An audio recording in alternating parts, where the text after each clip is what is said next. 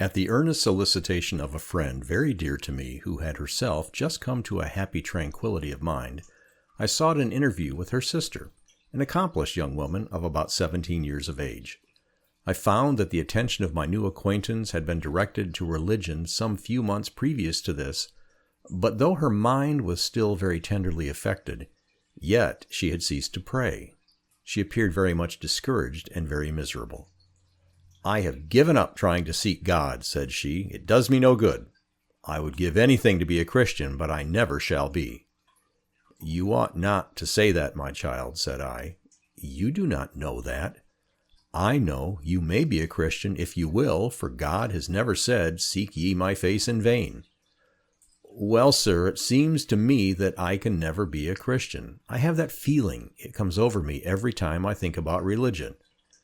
"And is that the reason why you have ceased to pray?" "Yes, sir. My prayers will do me no good." "How do you know they will do you no good?" "Because I don't pray with a right heart." "And do you expect to get a right heart without prayer?" "I don't expect to get a right heart at all, sir." "Well, if you could get a right heart, would you get it without prayer?" "I suppose not, but all my praying is only an abomination in the sight of God." "Does not God command you to pray, to seek Him by prayer, to seek His aid and favor?" "Yes, sir, I know He does." "Then is it not a greater abomination in His sight when you neglect prayer than when you pray as well as you can?" "Perhaps it may be," said she sadly. "I don't know. But if I regard iniquity in my heart, the Lord will not hear." "Then you had better not regard iniquity in your heart. You ought to give God your heart. You ought to repent. You ought to cease to do evil and learn to do well." I then took up her Bible, which was lying upon the table, and read and explained to her Proverbs 2, verses 1 through 5, Isaiah 55, verses 1 through 10, and Jeremiah 29, verses 12 and 13. Then I appealed to her. Is it not plain that God requires you to pray? And is it not just as plain that He connects encouragements and promises with that requirement? "Yes, sir, I suppose it is." "Then will you obey Him?" "I would, sir," said she, "if I had any heart to pray," and she burst into tears. "Do you want to have a heart to pray?" "Oh, sir, I do wish I had one." "Then cannot you ask God to give you such a heart? Cannot you go to Christ and give up your heart to Him and beg Him to accept you, since He loves to save sinners, and trust Him to put a right spirit within you as He has promised to do?"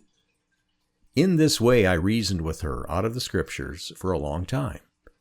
It seemed to me that she was deeply sensible of her sins.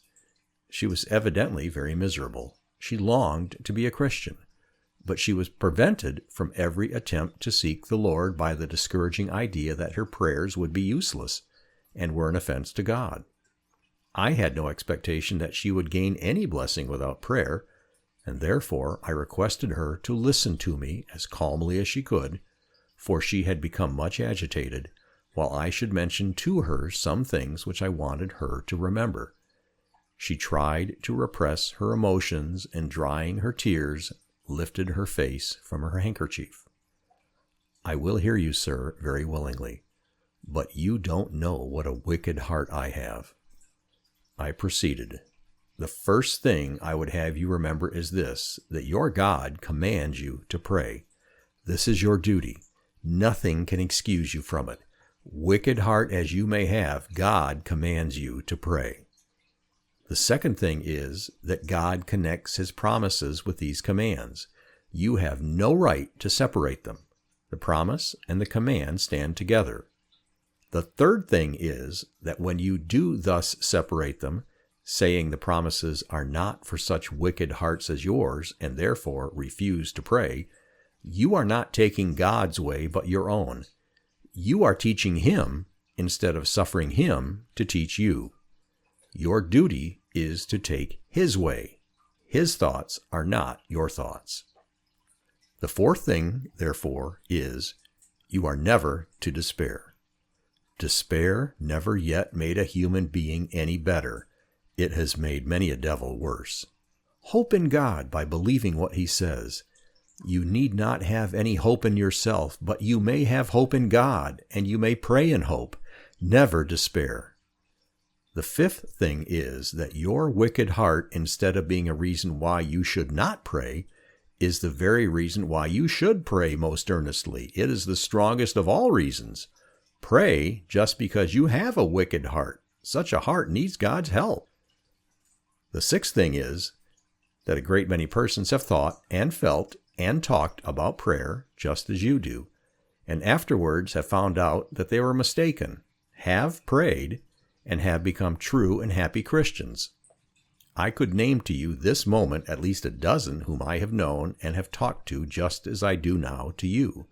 They have been persuaded to pray, and they are now happy in hope. If you will go with me, I will introduce you to some of them, and they will tell you their own story. Remember this, others just like you have found out their error. You may find out yours. The seventh thing is that your impression about prayer is a temptation of the devil. It is a falsehood, a deception, a lie, designed to keep you in sin and misery. Not that you think your heart worse than it is, but that you do not think God so gracious and merciful as He is, to hear the prayers of even such a heart. Resist the devil, and he will flee from you. The eighth thing is that this idea of yours about not praying with such a heart is just an idea of self-righteousness.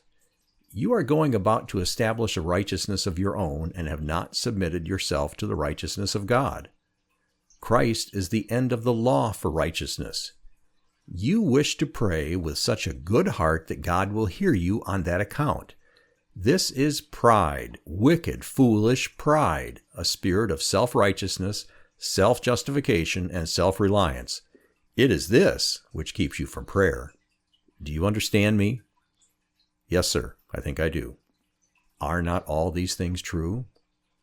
I don't know, but they are, sir. Then will you pray? Will you begin now, today? Yes, sir. I will try. For a time, she faithfully kept her promise. Several times after this, I conversed with her, and though she did not appear to me to become more unhappy, yet she did appear to me to become more truly convicted. Her conscience seemed to be more awakened.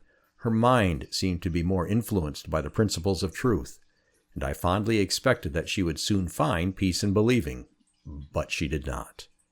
She yielded to the old temptation. She neglected prayer, and in a few weeks, divine truths ceased to affect her. I strove to bring her back to her closet duty, but in vain. Years have passed. She is still without hope.